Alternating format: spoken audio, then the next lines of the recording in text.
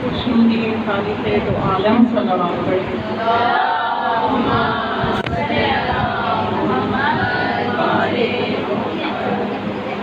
خوشنودی وارث عزا امام زمان علیہ السلام بلندتر صلوات پڑھیں۔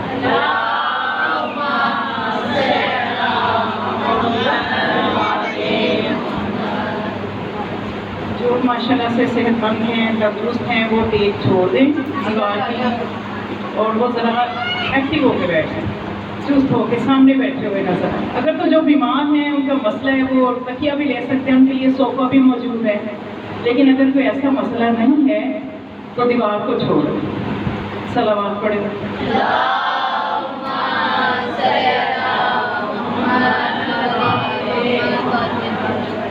کیونکہ مومنات یہ جو مجلس ہے جس میں ہم آتے ہیں، جس فرش عذاب میں ہم آتے ہیں، یہ بہت سی قربانیوں کے بعد ہم تک پہنچا ہے۔ ہم نے تو اس کے لیے کچھ بھی آزمائش سے گزرے ہی نہیں ہیں، ہم نے تو وہ قربانی ابھی دی ہی نہیں ہے۔ یہ تو جنہوں نے قربانیاں دے کے اس عزاداری کو بچایا ہے، تو ہمارا فرض بنتا ہے کہ جب ہم اس مجلس میں آئیں کم از کم ہوش مند ہو کے تو بیٹھے، کم از کم ہم اتنا تو کریں کہ جب ہم مجلس حسین علیہ السلام میں آئیں تو وقت کا امام ہمیں دیکھ رہا ہوتا ہے۔ جب وہ دیکھتا ہے کہ اس کا لشکر دیواروں سے ٹیک لگا کے بیٹھا ہوا، امام تو نا امید ہی ہو جاتے ہوں گے کہ یہ میرا کیسا لشکر ہے جن کے حالات اتنے برے ہیں، یہ تو ٹھیک طرح سے مجلس سن نہیں سکتے، میرا ساتھ کیسے دیں گے؟ تو اس لیے ذرا ہوشیار ہو کے ایکٹیو ہو کے سنا کریں، تاکہ پڑھنے والے کو بھی مزہ آئے کہ مجھے سنا جا رہا ہے اور سمجھا جا رہا ہے۔ اس وقت چونکہ عزاداری جو ہے، ہم نے عزاداری کو جمود کا شکار نہیں کرنا، وقت کے حالات کو دیکھنا ہے، اس میں اپنا حصہ ڈالنا ہے۔ تو اس لیے سب سے پہلے میں ضروری سمجھتی ہوں کہ ہم اس وقت ہمارے جو فلسطین میں مسلمانوں پہ ظلم ہو رہا ہے، اور اس وقت جو پارا چنار میں ظلم ہو رہا ہے، ہم اتنا تو کر سکتے ہیں کہ آج فرش عذاب میں امام سجاد علیہ السلام کی شہادت کے سلسلے کی مجلس ہے، تو ہم اپنے امام کو وسیلہ بناتے ہوئے 3 مرتبہ ہم یہ دعائے توسل کا یہ جملہ پڑھ کے امام کی بارگاہ میں ہم وسیلہ بنائیں گے۔ اور وسیلہ ہم کس چیز کے لیے بنائیں گے کہ جو پارا چنار میں ظلم ہو رہا ہے، جو بربریت کا بازار گرو ہے، جو فلسطین میں ظلم ہو رہا ہے، ان کی مدد کے لیے، ان کی نصرت کے لیے، وہاں امن و امان کے لیے ہم امام سجاد علیہ السلام کی وسیلے کو آج ہم اللہ کی بارگاہ میں پیش کریں گے۔ اس لیے سب سے پہلے ہم توسل کریں گے امام سجاد علیہ السلام کے وسیلے سے، اس کے بعد انشاءاللہ ذکر امام سجاد علیہ السلام کو سب مل کے پڑھیں گے۔ یا ابا الحسن یا علی ابن الحسین یا زین العابدین یا ابن رسول اللہ یا حجت اللہ علی خلقہ یا سیدنا و مولانا انا توجہنا واستشفعنا وتوسلنا بك إلى الله وقدمناك بين يدي حاجاتنا يا وجيها عند الله اشفع لنا عند الله يا وجيها عند الله اشفع لنا عند الله يا وجيها عند الله اشفع لنا عند الله صلوات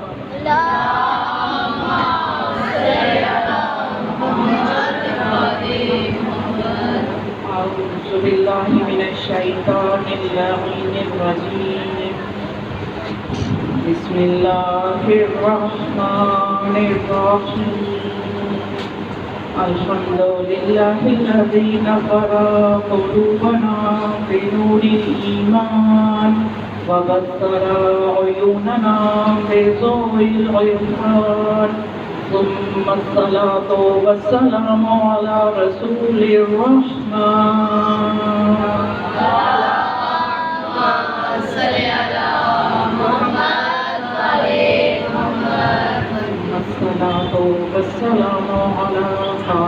دينه ومنفذ أحكامه ومروج الإيمان.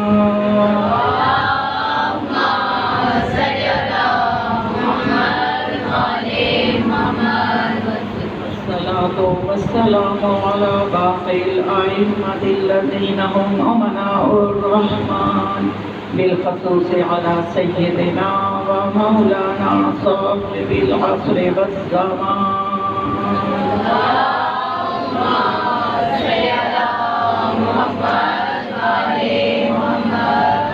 ولعنة الدائمة على أعدائهم أجمعين من يومنا هذا إلى يوم الدين. بسم الله الرحمن الرحيم. قال الإمام السجاد عليه السلام: بنا عرف الله ولولانا ما عرف الله، بنا عبد الله ولولانا ما عبد الله. صلوات اللهم صل على محمد وعلى محمد. آپ کے سامنے میں نے ہمارے چوتھے امام زین العابدین علیہ السلام کا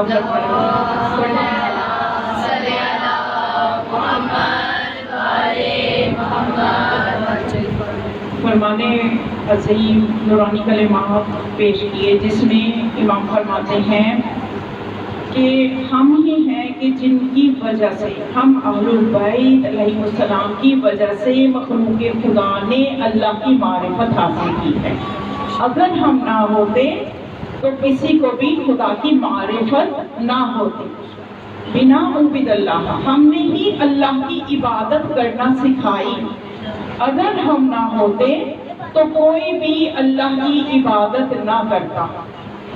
امام علیہ السلام کا قیمتی فرمان، جس میں مودت آل محمد، مودت اہل البیت علیہ السلام جو ہے اس کو بیان کیا جا رہا ہے کہ اہل البیت علیہ السلام یہ وہ ہستیاں ہیں کہ جن سے محبت کی جانی چاہیے، جن سے مودت کی جانی چاہیے. اس لیے کہ آج دنیا میں جہاں بھی اللہ کا ذکر ہو رہا ہے، جہاں بھی عبادتیں ہو رہی ہیں، جہاں بھی اللہ کی معرفت کی بات ہو رہی ہے، تو یہ سب کا سب جو ہے یہ فیض آل محمد کے در سے ملا ہے، وگرنہ کسی کو پتہ نہ ہوتا خدا کا. ہمارے چوتھے امام جن کے یہ ایام ہیں، ایام سجادیہ ہیں، تو امام علیہ السلام کے بارے میں کہ امام علیہ السلام جب دنیا میں تشریف لائے 36 ہجری، بعض روایات میں تاریخ کی کتابوں میں ملتا ہے کہ 38 ہجری تھا وہ سال، یعنی 36 ہجری اور 38 ہجری، ان میں سے کوئی ایک تاریخ ملتی ہے کہ جب امام علیہ السلام اس دنیا میں تشریف لائے. اور 2.5 سال آپ نے اپنے دادا علی ابن ابی طالب علیہ السلام کے سایہ عاطفت میں گزارے.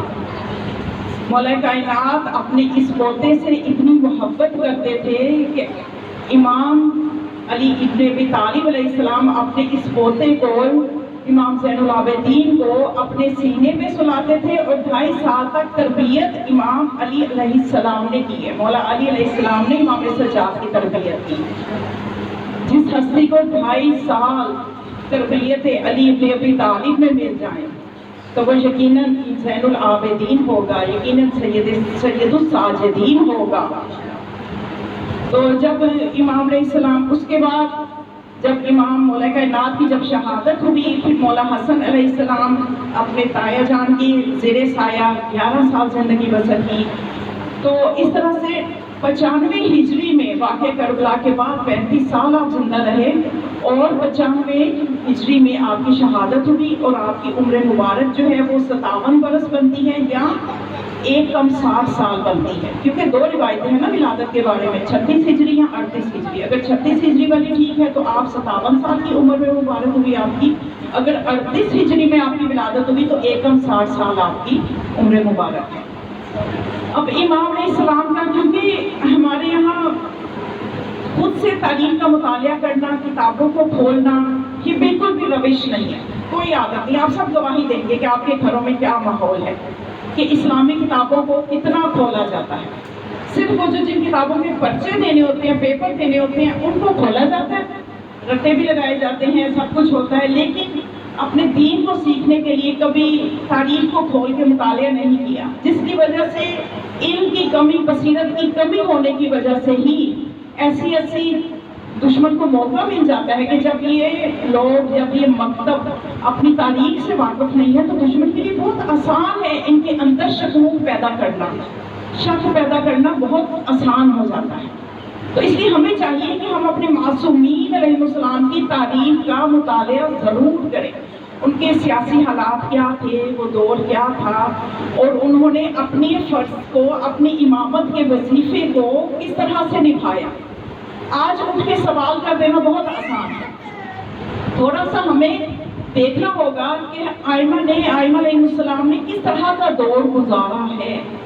کیا وہ آسان دور تھا یا پھر مشکل دور تھا، یا ہم اپنے دور سے جب اس کو کمپیریزن کریں تو ہمیں پتہ چلے کہ ہمیں مشکلات زیادہ ہیں یا ان کو مشکلات زیادہ تھیں۔ آپ ذرا غور کیجئے کہ جب واقعہ کربلا ہو گیا تو اس کے بعد حالات ایسے تھے کہ حکومت کی، جب آپ مدینے آ گئے ہیں، مولا سرکار علیہ السلام مدینے آ گئے ہیں، اب کتنا عرصہ قید میں رہے، اس میں تاریخ میں اختلاف ملے گا آپ کو۔ کوئی تاریخ کی کتابیں آپ سے کہیں گی کہ 2 سال کی قید تھی، کوئی کہے گا 1 سال کی قید تھی، کوئی کہے گا 40 دن کی قید ہے۔ وہ جو پہلا چہلم کربلا میں ہوا وہ پہلا ہی چہلم تھا جو آل محمد نے کربلا میں کیا تھا۔ چہلم کے دنوں میں آپ سنتے ہیں نا مسائل کہ کربلا کے رستے سے جانا پسند فرمایا تھا، تو وہ پہلا ہی چہلم تھا۔ صرف قید جو تھی وہ 40 دنوں کی تھی۔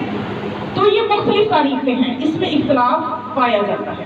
بہرحال جتنا بھی عرصہ ہو، زیادہ جو معتبر ہے وہ 1 سال مانا جاتا ہے کہ سال کے بعد آل محمد کا قافلہ جو ہے وہ کہاں آ گیا تھا؟ میں دیکھوں آپ جا رہے ہیں کہ سو رہے ہیں، کہاں آیا تھا؟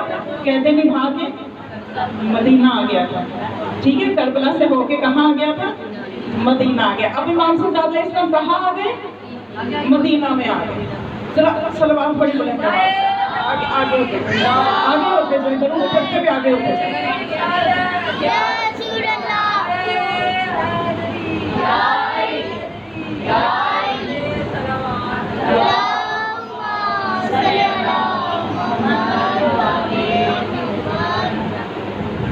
اچھا، تو عرض کر رہی تھی کہ مدینے آ گئے جب، تو اب امام کو امامت کے ہدف کو بھی پورا کرنا ہے اور امام کی مشکلات کیا ہیں، یہ چیز ہمیں اگر پتہ ہو جائے تو کئی ایسے سوالات کے جو بالکل میں انہیں کیا سطحی سے سوال کے جن کو بے وقوفوں والے سوال کہہ سکتے ہیں، وہ کرنے سے لوگ باز آ جائیں اگر وہ اتنا سا تاریخ کا مطالعہ کر لیں کہ جب امام مدینے میں آ گئے تو ان کی مشکلات کیا تھی اور ان کا ہدف کیا تھا امامت کا، اور انہوں نے ان حالات میں اس ہدف کو کیسے اپنے حصے کے کام کو پورا کیا، کیسے اس ہدف کو پورا کیا اور اپنے حصے کے امامت کے کام کو کیسے آگے بڑھایا، اپنے حصے کا کام کیسے انجام دیا۔ یہ اصل چیز ہے جو کہ ہماری اگلی نسلوں کو پتہ ہونی چاہیے تاکہ یہ لوگوں کے جو اسٹوپڈ کویسچنز ہیں ان کا جواب دینے کے قابل ہو سکیں۔ تو امام علیہ السلام جب مدینے میں آئے تو اتنی سخت نگرانی تھی حکومت کی، کیونکہ آپ کے دور حکومت میں جو بنی امیہ کے حکمران تھے، آپ نے غالباً 5 بنی امیہ کے حکمرانوں کا دور دیکھا۔ سب سے پہلے یزید کا دور دیکھا جو کہ 63 ہجری تک رہا، یزید کا دور دیکھا، اس کے بعد مروان بن حکم کا دور دیکھا، یزید کے بعد یزید کا بیٹا جو بنا تھا حاکم بنی امیہ سے، اس نے صرف چند دن وہ تخت حکومت پہ رہا، اس کے بعد اس نے اپنے باپ پہ بھی لعنت کی، اپنے دادا پہ بھی لعنت کی، اور اس نے حکومت کو ٹھوکر مار دی، تخت کو ٹھوکر مار دی۔ ایسی اللہ کی اس پہ رحمت تھی، اور اتنا وہ دیکھیے کہ دشمن کے گھر میں ایک ایسا فرد پیدا ہوتا ہے جس کے دل میں آل محمد کی محبت ہے، ایک ایسا معجزہ ہے خدا کا، ایک ایسی قدرت ہے خدا کی کہ اس نے اپنے آباء و اجداد کی حکومت کو ٹھوکر مار کے کہا کہ اس میں آل محمد کے خون کی بو آتی ہے، اس تخت سے مجھے آل محمد کے خون کی بو آتی ہے، اور پھر اس کو مروان بن حکم نے زہر دلوا دی تھی۔ اس کے بعد مروان بن حکم حکومت پہ آ گیا اور اس نے 9 ماہ حکومت کی۔ مروان بن حکم یہ دشمن آل محمد تھا، یہ دل میں اتنا بغض رکھتا تھا محمد و آل محمد کا کہ اس کی دن رات کوشش ہوتی تھی کہ یہ جو جتنی دشمنی کر سکے یہ محمد علیہ محمد سے دشمنی کرے. اتنا یہ غلیظ انسان تھا. اور اس کے بارے میں، اس کی حکومت کے بارے میں مولا کائنات علی بن ابی طالب علیہ السلام نے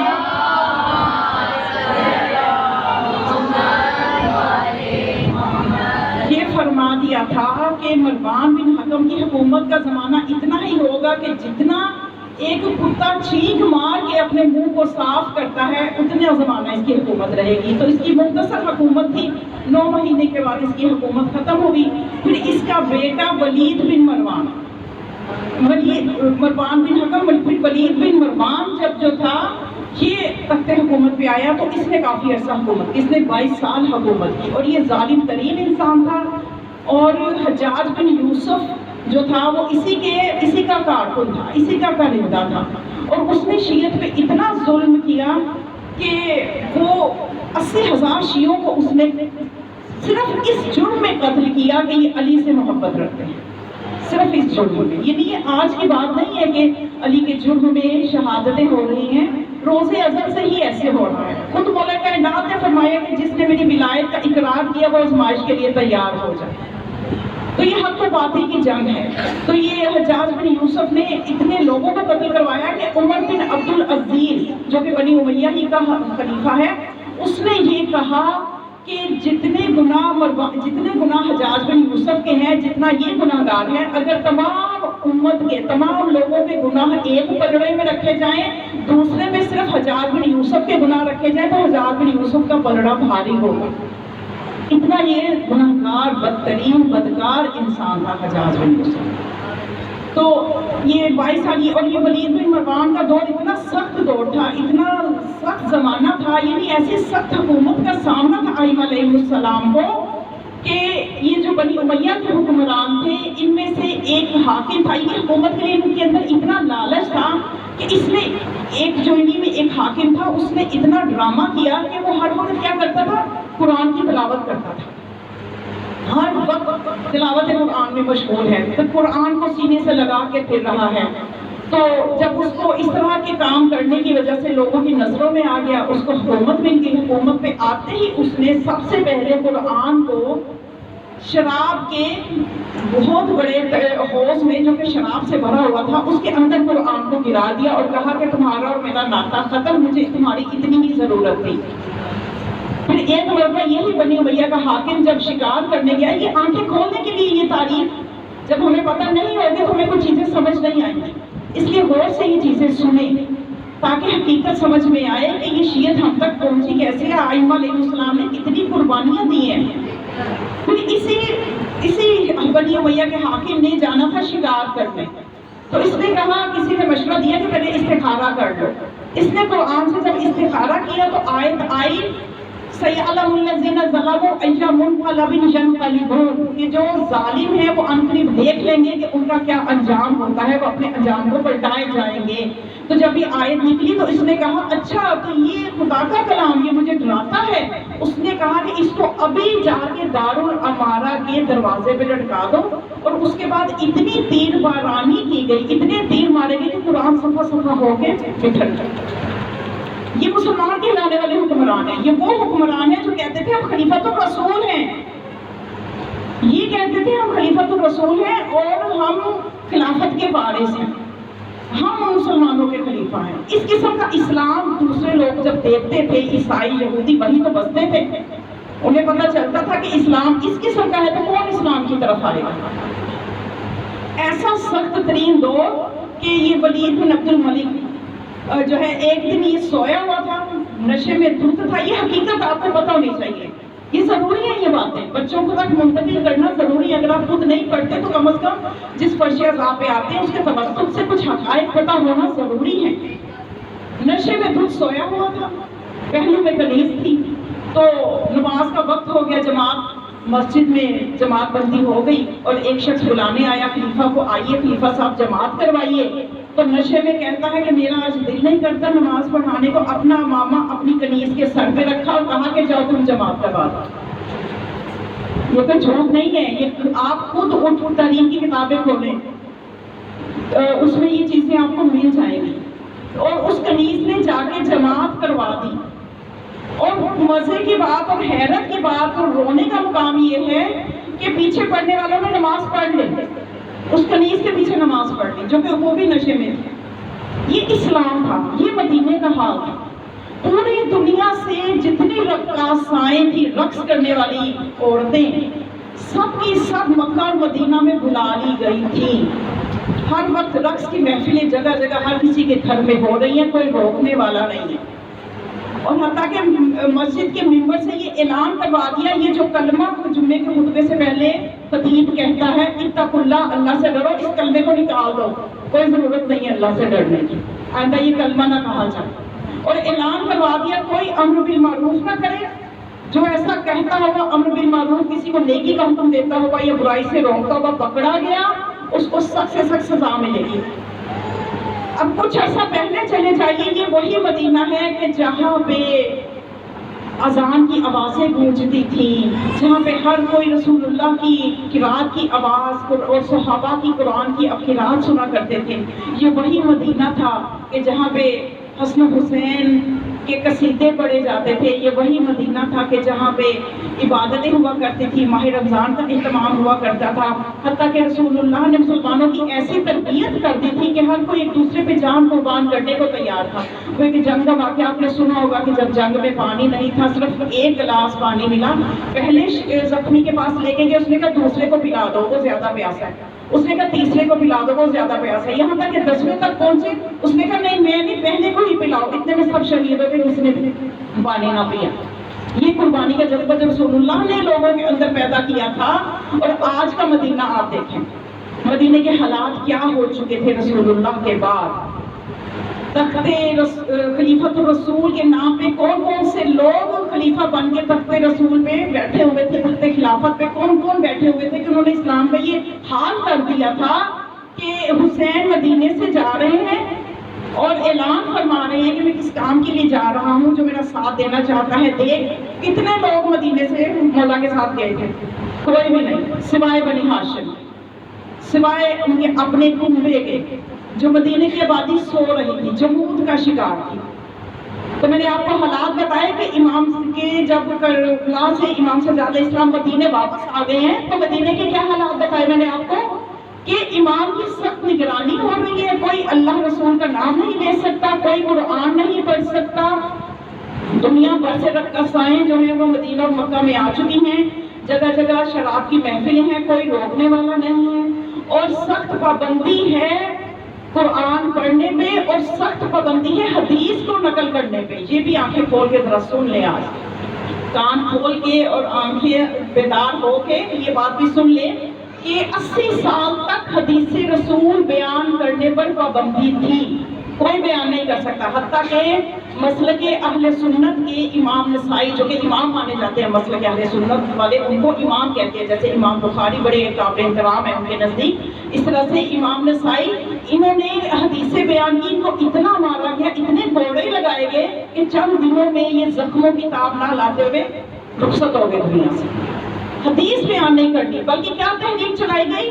حسب ما کتاب اللہ، کتاب خدا کافی ہے، کتاب خدا کافی ہے۔ وصیت رسول کو پامال کر دیا، جو رسول اللہ نے وصیت کی تھی، جس وصیت کو ہر مسلمان نے اپنی کتاب میں لکھا، اس وصیت کو پامال کر دیا گیا۔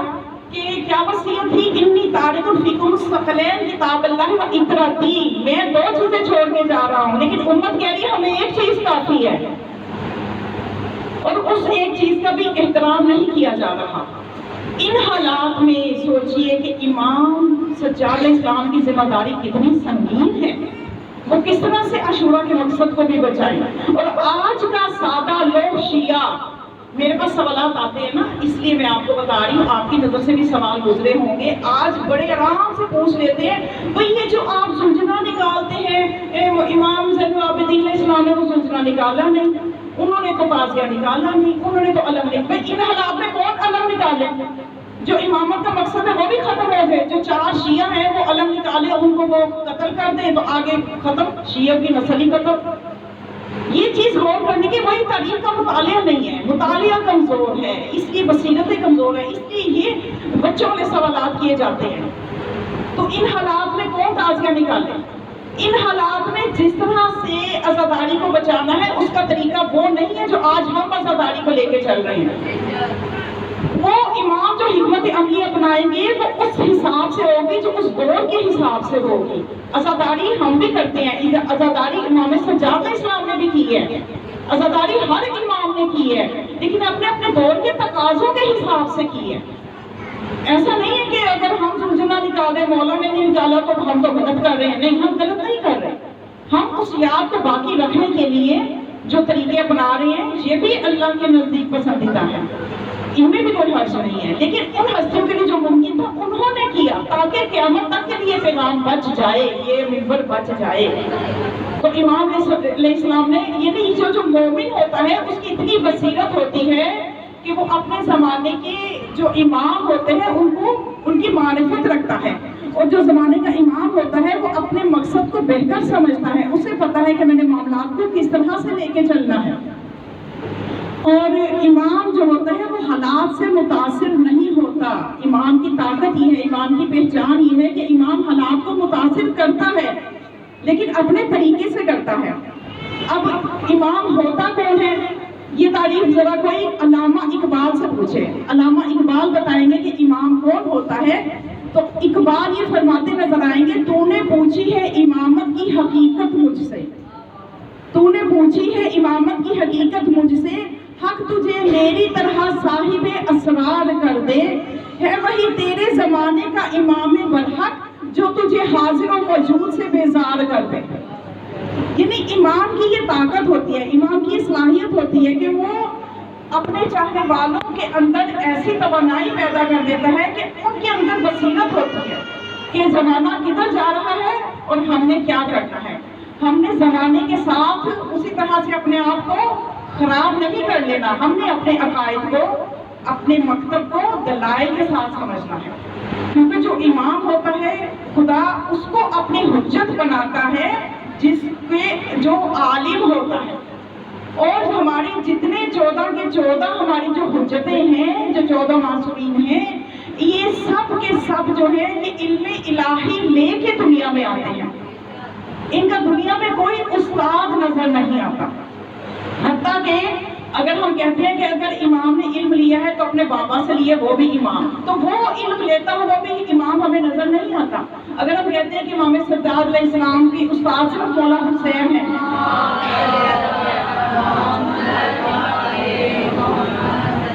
تو کیا کوئی تاریخ میں بتا سکتا ہے کہ کبھی امام سجاد علیہ السلام کو ایسا واقعہ ملا ہو کہ کاپی قلم لے کے بیٹھے ہو اور اپنے بابا سے پوچھ کے کچھ لکھ رہے ہیں، کوئی رٹے لگا رہے ہیں، کچھ یاد کر رہے ہیں؟ ایسا کچھ نہیں ہے تاریخ میں. کیوں؟ اس لیے کہ ہر امام علم الہی کے ساتھ دنیا میں آتا ہے. اور اگر جب ایک امام دنیا سے جانے لگتا ہے تو اپنے باپ والے امام کو جو اسرار امامت، جو امامت کے راز سپرد کرنے ہوتے ہیں، وہ ایک الہی نظام ہے، ایک الہی طریقے سے ودیت کرتا ہے. چند لمحوں میں وہ اسرار منتقل ہو جاتے ہیں. جب مولا حسین جانے لگے ہیں میدان کربلا میں جہاد کے لیے، تو جب اپنے بیٹے علی زین العابدین سے ملنے آتے ہیں تو چند لمحوں میں اسرار سپرد کر دیتے ہیں. یعنی وہ علم امامت، وہ الہی اسرار چند لمحوں میں مولا سجاد کے حوالے کر دیتے ہیں. اسی طرح بس اتنا ہی وہ اپنے بابا سے ہر امام لیتا ہے، وگرنہ ہر امام کا جو علم ہے وہ الہی علم ہے، علم لدنی کے مالک ہوتے ہیں. حتیٰ کہ اس در کی صرف ائمہ کی میں بات نہیں کر رہی، اس در کی جو وہ ہستیاں جو امامت کے سائے میں پلی ہیں، جناب زینب کبریٰ، اب یہ امامت کی منزلت پہ نہیں ہے، لیکن جناب زینب سلام اللہ علیہ کے علم کا یہ عالم ہے کہ زمانے کا امام سجاد علیہ السلام اپنی پھوپھی کے بارے میں یہ فرماتے ہیں کہ اے میری پھوپھی زینب، آپ عالمہ غیر معلمہ ہیں، آپ بغیر کسی سے پڑھے ہوئے عالمہ ہیں، آپ نے کسی معلمہ سے نہیں پڑھا. سوچئے یہ کیا علم ہے اہل البیت کا، کہ جو دنیا کا کسی استاد سے پڑھا ہوا نہیں ہے، یہ خدا کی طرف سے عطا کرتا ہے. جب جناب زینب کے علم کا یہ عالم ہے کہ امام گواہی دے کہ عالمہ غیر معلمہ، تو خود امام کا علم کیسا ہوگا، خود امام کے علم کا کیا عالم ہوگا. صلوات پڑھیں.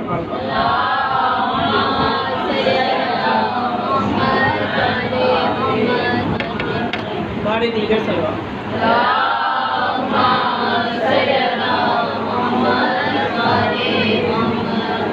तो ये आइमा के तसर्रुफात हैं।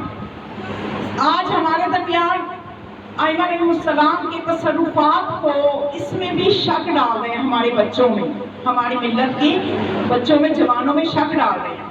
कोई कहता है कि इमाम ये कर सकते हैं, वो नहीं कर सकते, किसी पे गुरूम की वजह से काफिर हो रहा है, कोई मुकस्सर की वजह से काफिर हो रहा है।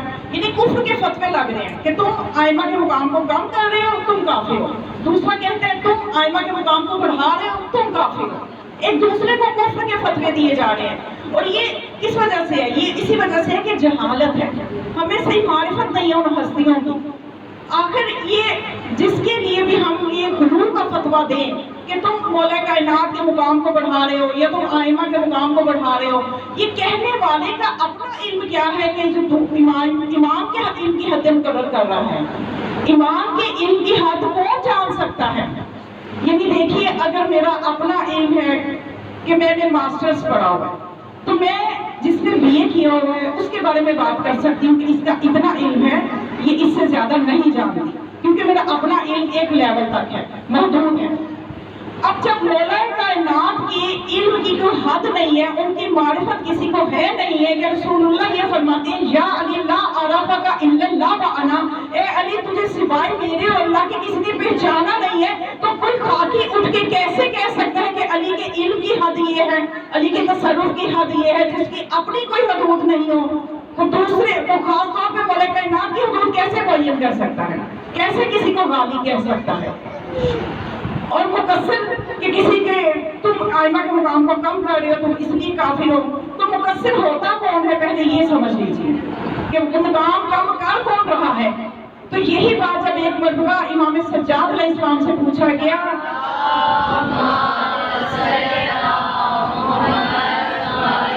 मौला से पूछा गया मनिल मुकस्सिर, ये मुकस्सिर कौन होता है? मौला ये जो आइमा के मुकाम को कम करने वाले लोग हैं, जो मुकस्सिर का फतवा लगा रहे हैं, तो ये मुकस्सिर होता कौन है? तो मौला ने फरमाया कि अल्लज़ीना युकस्सिरूना फी मारिफतिल आइमा, मुकस्सिर वो होता है, आइमा के मुकाम को वो कम करता है कि जो उनकी मारिफत नहीं रखता। तो वो लोग जो कि इमाम की मारिफत नहीं रखते और उस रूह की मारिफत नहीं रखते जो अल्लाह ने उनके साथ मखसूस की है, तो वो लोग मुकस्सिर हैं। तो फिर इमाम इस्लाम ने फरमाया कि अल्लाह कुछ लोगों को चुन लेता है, उन्हें अपनी हुज्जतें बनाता है और उनके साथ अपनी कुछ अमूर उनके सुपुर्द कर देता है, उनको कुछ इख्तियारात दे देता है। उन इख्तियारात की वजह से वो जिसको चाहे रिस्क दें, जिसको चाहे ना दें, जिसको चाहे खल्क करे, वो अल्लाह के हुक्म से खल्क भी कर सकते हैं, वो अल्लाह के हुक्म से रिस्क भी दे सकते हैं। वो अल्लाह के हुक्म से मा काना और मा यकूनो, यानी जो हो चुका और जो क़यामत तक होना, सारा इल्म रखते हैं। और जो आइमा की इस फजीलत का इनकार करे वो मुकस्सिर है। तो बस मासूमीन के तसर्रुफात को वो लोग काम करते हैं जिनकी अपनी मारिफत कमजोर है, जो उनकी मारिफत का समझते नहीं है, जो उनके मुकाम को नहीं समझते, वो लोग मुकस्सिर हैं। और फिर वो मौजज़ात का भी इनकार करते हैं। जब वो उनको मारिफत हो जाए तो वो हरगिज़ भी मौजज़ात का इनकार ना करें। सलावत पढ़ें।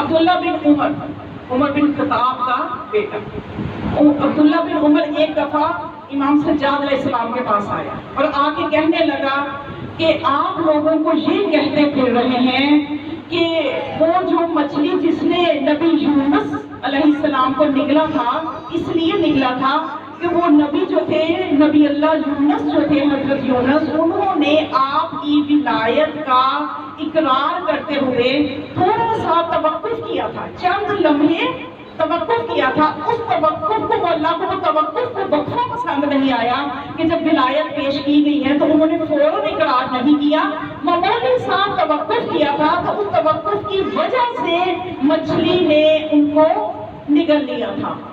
کیا یہ بات درست ہے؟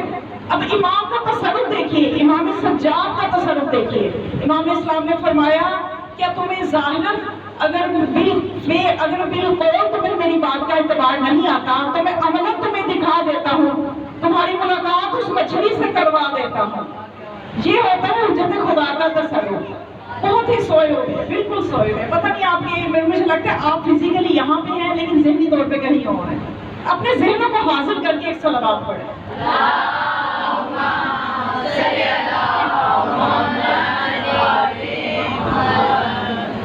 دیکھیں مولا کے صدقے سے موسم بھی ٹھیک ہو گیا، بجلی بھی آ گئی، ساری ضرورتیں آپ کی پوری ہو گئی. وہ جیسے بنی اسرائیل لاڈلی قوم تھی نا، یہ بھی لاڈلے شیعہ ہیں. مولا کے آج کے دور کے جو شیعہ ہیں نا، میں تو کہتی ہوں لاڈلے شیعہ ہیں. ساری چیزیں اویلیبل ہوں تو عزاداری ہوگی، کوئی 19-20 ہو گئی تو بس بہت گرمی ہے، بہت سردی ہے، بہت پریشانی ہے.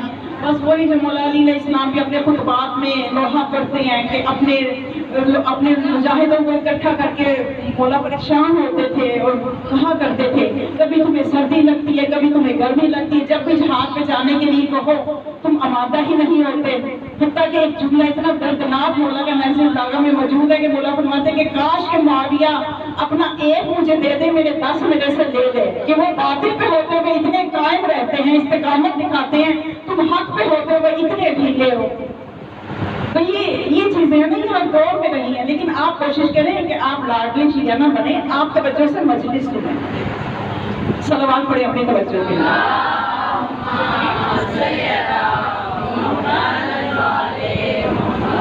تو عبداللہ بن عمر کا میں بتا رہی تھی، وہ مولا کے پاس آیا اور کہنے لگا کہ آپ لوگوں کو یہ کہہ رہے ہیں کہ وہ جو مچھلی تھی اس نے اس لیے اس نبی یونس کو نگلا تھا کہ انہوں نے توقف کیا تھا آپ کے دادا علی کی اور آپ کی خاندان اہل بیت کی ولایت کا اقرار کرتے ہوئے. تو مولا نے فرمایا کہ چلو تمہاری ملاقات عملاً کروا دیتا ہوں. لکھوں تک صحرا سے گزر کے سمندر کے کنارے پہنچے اور آپ نے پھر آواز دی ایھا الحوت، اے وہ مچھلی جس نے نبی یونس کو نگلا تھا، باہر آ جاؤ. جب وہ مچھلی باہر آئی تو آپ نے فرمایا انبئنا الخبر، ہمیں وہ خبر دو کہ ہوا کیا تھا. تو جب وہ مچھلی باہر آئی تو اس نے سب سے پہلے سلام کیا، السلام علیکم یا ولی اللہ، اے اللہ کے ولی آپ پر سلام ہو. اس کے بعد جب آپ نے جواب دیا تو اس مچھلی نے سارا واقعہ وہی بتایا کہ ولایت کے اقرار میں توقف کی وجہ سے مجھے حکم الہی ہوا تھا کہ میں اس نبی کو نگل لوں، لیکن نگلوں اس طرح سے کہ اس کو چبانا نہیں ہے، اس کی ہڈیاں سلامت رہے، اس لیے کہ خدا نے مجھ سے یہ کہا تھا کہ یہی نبی ہے جو اقرار ولایت کرے گا، اس لیے اس کو صرف نگلنا ہے اس طرح سے کہ یہ سالم بھی رہے. تو جب اپنی آنکھوں سے عبداللہ ابن عمر نے یہ واقعہ دیکھ لیا تو اس وقت اس نے کہا کہ آپ نے سچ فرمایا. یعنی ان ہستیوں کے کمالات لوگ اپنی آنکھوں سے دیکھتے تھے. آپ اس کو بات سنتی ہیں نا، ماشاءاللہ سے آپ بلند درجے کے مومن ہیں کہ سن کے آپ کا ایمان قائم ہے. اس زمانے کے لوگوں پہ افسوس ہے جو آنکھوں سے دیکھتے تھے اور کہتے تھے یہ جادو ہے، ایمان لانے کے بجائے کہتے تھے کہ یہ جادو ہے. تو یہ اس گھرانے کو پہچانا ہی نہیں گیا. تو یہ وہ ہستیاں ہیں کہ امام سجاد علیہ السلام جو ہے ان کے تصرفات اتنے زیادہ ہیں. امام کا سخاوت ایسی ہے کہ ہر وقت امام کا دسترخوان بچھا رہتا تھا، ہر غریب کے لیے بچھا رہتا تھا. اور جب واقع ہرہ ہوا، یزید نے مکہ اور مدینہ پہ حملہ کیا تو 15,000 کی آبادی تھی مدینہ کی، جن میں سے 3,000 شہید ہو چکے تھے اور ان کے جو خاندان باقی رہ چکے تھے ان میں سے 400 خاندانوں کی کفالت اکیلے امام سجاد علیہ السلام کرتے تھے. اور امام علیہ السلام جو ہیں ان کے تصرفات ایسے تھے، ایسی بے نیازی تھی اور ایسا وقار تھا امام کی شخصیت میں کہ جب ایک مرتبہ حج کرنے کے لیے آپ تشریف لے گئے تو وہاں پہ ولید بن عبد الملک ہے، وہ بھی حج کرنے آیا ہوا تھا. بیت اللہ کے سامنے اس نے کرسی لگوائی ہوئی تھی اور اس نے یہ حکم دیا ہوا تھا کہ جو بھی حاجی آئیں پہلے میرے پاس آئیں، کچھ انعام و اکرام لیں تاکہ لوگوں کو پتہ چلے کہ بادشاہ وقت آ کے بیٹھا ہوا ہے. پہلے وہ انعام و اکرام لیں، اس کے بعد طواف کعبہ کرنے جائیں.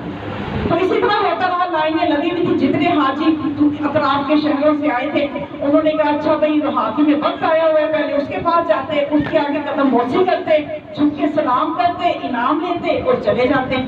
تو اتنے میں اس نے دیکھا ولید بن عبد الملک نے کہ امام سجاد علیہ السلام وارث کعبہ روح کعبہ اس انداز سے داخل ہوئے ہیں کہ لوگوں نے رستہ دینا شروع کر دیا، خود سے رستہ بننا شروع کر دیا، اور خود ولید بن عبد الملک کہتے ہیں یہ کون سی ہستی داخل ہوئی ہے کہ مجھے یوں لگ رہا ہے کہ یہ کعبہ کا طواف نہیں کر رہا، کعبہ اس کا طواف کر رہا ہے۔ اور جب امام علیہ السلام نے حجر اسود کا بوسہ لیا تو یہ دشمن گواہی دیتا ہے، یہ کہتے ہیں مجھے یوں لگ رہا ہے کہ یہ حجر اسود کو نہیں چھو رہا، حجر اسود ان کا بوسہ لے رہا ہے۔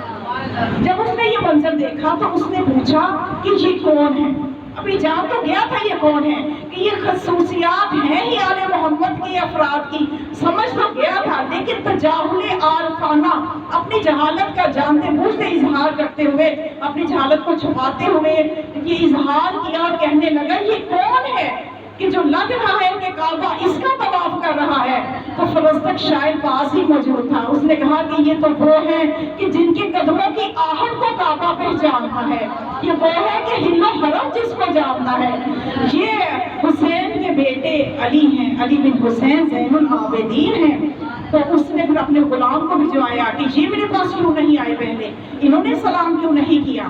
اس نے جب اپنے غلام کو بھیجا کہ میرے پاس بلا کے لایا جائے، تو امام علیہ السلام جب آئے تو اس نے کہا کہ میرے پاس لوگ آ رہے ہیں، لے کے جا رہے ہیں، آپ نے ضرورت محسوس نہیں کی میرے پاس آنے کی۔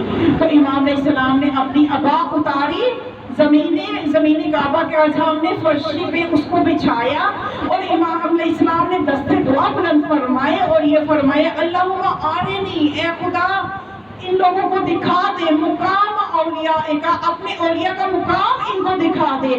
تو اس کے بعد امام نے زمین سے کچھ کنکر اٹھائے اور اٹھا کے چادر پہ پھینکے، وہ ہیرے جواہرات میں بدل گئے، اور امام نے اس بنی امیہ کے حاکم کی طرف رخ کر کے فرمایا تمہارے خزانے کی مجھے کیا ضرورت ہے، یہ خواب جو ہے یہ میرے اشاروں پہ ہیرے جواہرات میں بدل رہی ہے۔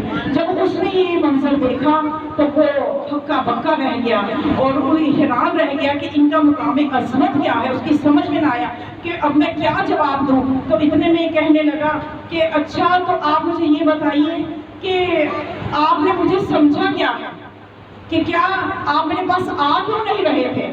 میں نے کوئی آپ کے بابا کا قتل تو نہیں کیا کہ آپ میرے پاس نہیں آ رہے تھے؟ تو امام نے فرمایا کہ جس نے میرے بابا کو قتل کیا ہے وہ انجام کو پہنچ گیا ہے اور اپنے انجام کو پاتا رہے گا، اپنی سزا کو پاتا رہے گا، اور اگر کوئی بھی وقت کا یزید بننا چاہتا ہے تو مجھے وقت کا حسین پائے گا۔ یہ مقام منزلت ہے، یہ مقام عظمت ہے سید سجاد کی۔ اور امام علیہ السلام جن کی سیرت، جن کی امامت کا جو ہدف تھا وہ یہ تھا کہ امام نے اتنے سخت حالات میں، جو میں نے آپ کو شروع میں حالات بتائے ہیں نا کہ کتنے سخت حالات تھے کہ کوئی آل محمد کا نام نہیں لے سکتا تھا، ان حالات میں امام کے لیے کیا تھا کہ ایک تو عزاداری کو بچانا ہے، عاشورہ کے پیغام کو بچانا ہے، اس اور علم کو، کیونکہ اس وقت جو زمانہ تھا وہ تاریکی میں ڈوبا ہوا تھا، تاریکی میں ڈوبا ہوا تھا، کوئی شریعت کے نام کی چیز تک نہیں کسی کو پتا تھی، کسی کو نہیں پتا تھا شریعت اس محمدی اصل میں ہے کیا، کیونکہ جو تخت پہ یزید جس شریعت کا اظہار کر چکا تھا، اس سے پہلے بنی امیہ کے خلفاء جس قسم کی شریعت اسلامی لوگوں کو دکھا چکے تھے، لوگ سمجھتے تھے شریعت اسی چیز کا نام ہے، شراب پینے کا نام ہے، نماز نہ پڑھنے کا نام ہے، اور یہ رقص کی محفلیں رقص سجانے کا نام شریعت ہے۔ شریعت سے تو لوگ بالکل ہی نابلد تھے، جانتے ہی نہیں تھے اسلام میں حقیقی ہے کیا، حقیقی اسلام ہے کیا۔ اس عالم میں امام سجاد نے اسلام کو کس طرح بچایا، حدیثوں پہ پابندی تھی، امام جو کہ امام نسائی جو کہ اتنا بڑا امام مانا جاتا ہے اس کو ہلاک کر دیا جاتا ہے، قتل کر دیا جاتا ہے حدیثوں کے بیان کرنے پہ۔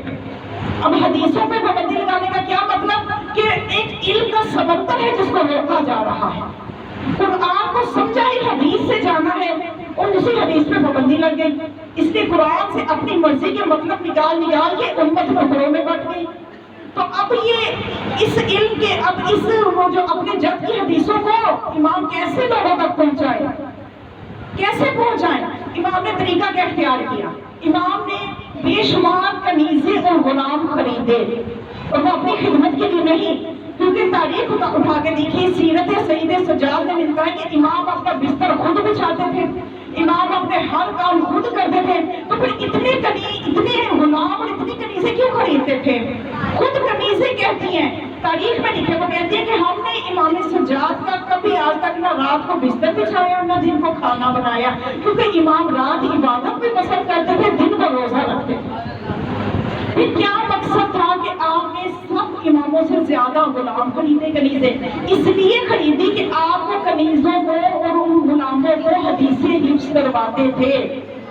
ذرا حکمت سمجھیے کہ کس طرح اپنی امامت کا کام کیا۔ ہر وقت ایسی مجلسیں نہیں ہوتی ہیں کہ آپ بس نعرے لگائیں، بیدار ہونے کا مطلب یہ ہوتا ہے کہ اس تاریخ کو سمجھیے۔ اب وہ کنیزیں اور وہ غلام جو تھے ان کو پوری دنیا میں پھر جب وہ حفظ کر لیتے تھے حدیثوں کو، انہیں آزاد کر دیتے تھے، آزاد کر کے وہ مختلف دنیا کے کونوں میں گوشوں میں جا کے مبلغ کی حیثیت اختیار کر لیتے تھے، وہ مبلغ کی حیثیت اختیار کر لیتے تھے اور ان حدیثوں کو لوگوں تک پہنچاتے تھے۔ اسی لیے بعد میں جب امام باقر علیہ السلام نے مدرسے کی بنیاد رکھی،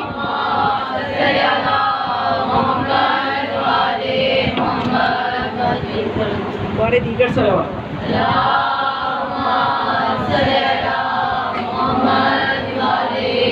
بعد میں جب امام باقر علیہ السلام نے بنیاد رکھی مدرسے کی مسجد نبوی میں، اور پھر امام جعفر صادق علیہ السلام کے اتنے شاگرد تھے، یہ کیسے پیدا ہو گئے؟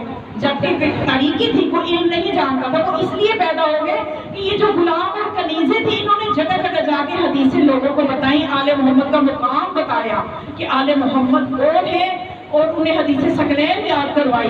لوگوں کو سمجھ میں آیا کہ ہم تو حقیقی اسلام کے وارثوں کو بھولے ہوئے ہیں، اس لیے وہ شاگردوں کی تعداد ابھرتی نہیں اور ایک اتنا شاندار مدرسہ بن گیا۔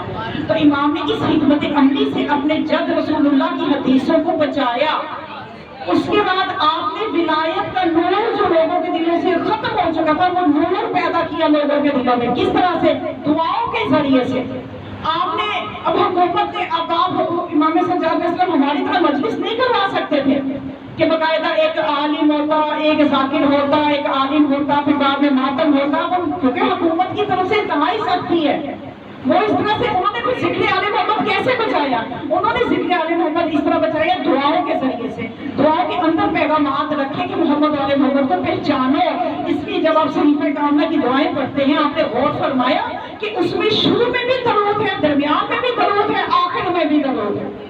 آل محمد کا مقام لوگوں کو بتایا، اور اس کے بعد امام اسلام نے اب یہ جو اپنے بابا کی قربانیاں تھیں، جو کربلا تھی، اس کو زندہ رکھنا تھا۔ اس کو کیسے زندہ رکھا؟ ہماری طرح مجلس نہیں کروا سکتے تھے۔ امام کی سمجھ لیجیے کہ امام ہر وقت عزاداری میں ہوتے تھے، امام ہر وقت گریہ کرتے تھے، ہر وقت مجلس پڑھتے تھے، امام ہر وقت مجلس پڑھتے تھے۔ ہم تو محرم سفر میں مجالس کرتے ہیں نا، تو سید سجاد کی عزاداری دیکھیے، سید سجاد ہر وقت عزاداری کرتے تھے۔ بس مومنات، آج آپ جناب سیدہ کو ان کے بیٹے علی زین العابدین کا پرسہ دینے کے لیے آئی ہیں۔ ذرا اپنے آپ کو آمادہ کیجیے، بہت بڑی شہادت ہے جس کا پرسہ دینا ہے بیوی کو، اس لیے اپنی آنکھوں کو کوشش کیجیے کہ آنسوؤں سے نہ رکیں، مسلسل آنسو جاری ہونے چاہیے، اس لیے کہ یہ کوئی معمولی شہادت نہیں ہے، یہ کربلا کے عزادار کی شہادت ہے، یہ سید سجاد کی شہادت ہے، جو 35 سال میرا امام آنسو نہیں رویا، خون رویا ہے، جس امام کو لوگ آ کے پوچھا کرتے تھے، مولا اور کتنا روئیں گے، مولا آپ رونا کب بند کریں گے؟ تو میرے مولا ایک ہی جملہ کہتے تھے کہ یعقوب کا ایک یوسف تھا اور اس کی آنکھوں کی بینائی چلی گئی تھی رو کے، میرے تو 18 یوسف میں نے کربلا میں دیکھے۔ مومنات، جن واقعات کربلا کو ہم صرف سنتے ہیں، ہمارے آنسو نہیں رکتے، اور اس امام سے پوچھی جس نے اپنی آنکھوں سے سارے منظر دیکھے، جس نے اپنی آنکھوں سے اپنے بابا کو تشنہ لب دیکھا، مولا سجاد کو اپنے بابا کی پیاس نہیں بھولتی تھی، اور کربلا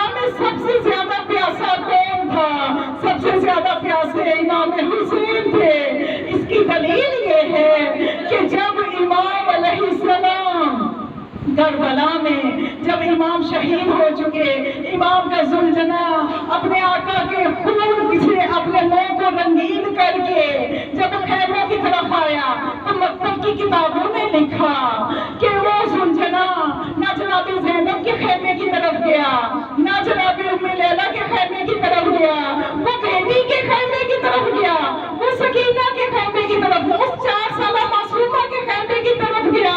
جب بابا کے گھوڑے کی آواز ہنہناتے کی سنی، وہ 4 سالہ بچی جو مولا حسین کے سینے پہ سوتی تھی وہ دوڑتی ہوئی باہر آئی اور آ کے زلجنا کے پاس آ کے بہت ہی پروکار انداز سے یہ حسین کی تربیت دیکھی، اس بچی 4 سالہ بچی کا کیا سن ہوتا ہے، 4 سال میں بچی کتنی کمزور اور کتنی ناتواں ہوتے ہیں بچے 4 سال کی عمر میں۔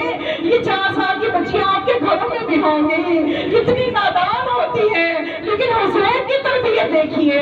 یہ سکینہ یہ 4 سالہ معصومہ آتی ہے اور گھوڑے سے ایک ہی سوال کرتی ہے، میرے بابا کے گھوڑے مجھے یہ بتا کہ جب گھوڑے کی حالت بچی نے دیکھی تو سمجھ گئی کہ بغیر سوار کے جو یہ بابا کا رہوان آیا ہے یقیناً میرے بابا اب شہید ہو چکے ہیں، تو کچھ نہیں کہتی، صرف اتنا پوچھتی ہے، اے میرے بابا کے رہوان یہ بتا کہ کیا میرے بابا کو قتل کرنے سے پہلے ظالموں نے پانی پلایا تھا یا پیاسا ہی قتل کر دیا؟ مومنات، کربلا میں سب سے زیادہ پیاسے میرے حسین تھے۔ آج تو جناب سیدہ کو ان کے بیٹے حسین کی پیاس کا بھی پرسہ دینا ہے، اس لیے کہ کربلا کا جو دن تھا فجر سے لے کے عاشور تک مرنے سے مشکل جینا تھا۔ کربلا وہ تھی کہ جس میں جینا مشکل تھا، مرنا آسان تھا۔ مولا حسین کی پیاس اس لیے زیادہ تھی کہ سب سے آخر میں مولا حسین شہید ہوئے۔ اور دوسری دلیل یہ ہے کہ جب سید سجاد نے قبریں بنا دی، دفن کر دیا، اپنے بابا کی جو قبر مبارک سید سجاد نے بنائی تو اس کے اوپر یہ نہ لکھا ھذا قبر الحسین قتلوہ ظلمًا قتلوہ کہ یہ اس کی قبر ہے جس کو ظلم سے شہید کیا گیا، بلکہ کیا لکھا ھذا قبر الحسین قتلوہ عطشانً یہ اس حسین کی قبر ہے جس کو پیاسا شہید کیا گیا۔ تو مومنات، اس لیے جب بھی میرے مولا کے سامنے پانی آتا تھا مولا کو کبھی اپنے بابا کی پیاس یاد آ جاتی تھی، کبھی مولا کو شہزادہ علی اصغر کی پیاس یاد آ جاتی تھی، کبھی وضو کے لیے پانی آتا میرے مولا اتنا کریا فرماتے تھے کہ وضو کے پانی میں آنسو شامل ہو جاتے تھے اور وہ پانی مضاف ہو جاتا تھا، پھر تازہ پانی منگواتے تھے۔ جب کبھی کھانا سامنے آتا تھا ہر وقت عزادار تھے، ہر وقت عزاداری میں تھے، اور جب کبھی نماز کے لیے کھڑے ہوتے تو اپنے بابا کی تینوں کے سائے میں پڑھی جانے والی نماز یاد آ جاتی۔ کبھی کسی جانور کو بھی ذبح ہوتے دیکھتے تو مدینے کے لوگ جانوروں کے اوپر کپڑا ڈال دیتے کہ سید سجاد آ رہے ہیں، یہ غش کر جائیں گے، اس لیے کہ سید سجاد جا کے پوچھا کرتے تھے کہ کیا اس جانور کو ذبح کرنے سے پہلے پانی پلایا ہے کہ نہیں پلایا؟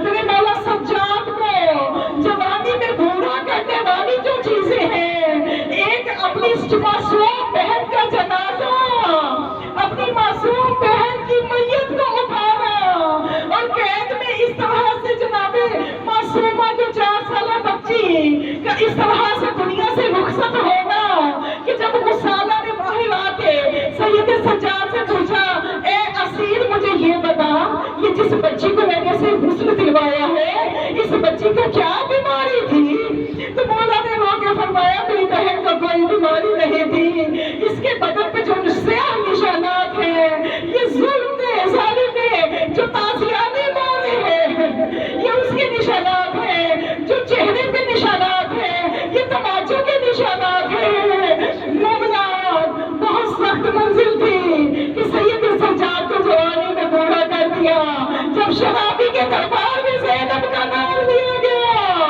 میرے مولا نے اس وقت جب بیٹیوں کی یہ حالت دیکھی کہ ہجوم کی وجہ سے کبھی گلی کی ایک دیوار کو ٹکرا جاتی ہے، کبھی ہجوم ادھر سے آتا ہے تو دوسری طرف ٹکرا جاتی ہے، تو میرے مولا نے ایک جملہ مکتب کی کتابوں میں لکھا ہے، مولا نے فرمایا کاش کہ سید سجاد کو زندگی نہ ملتی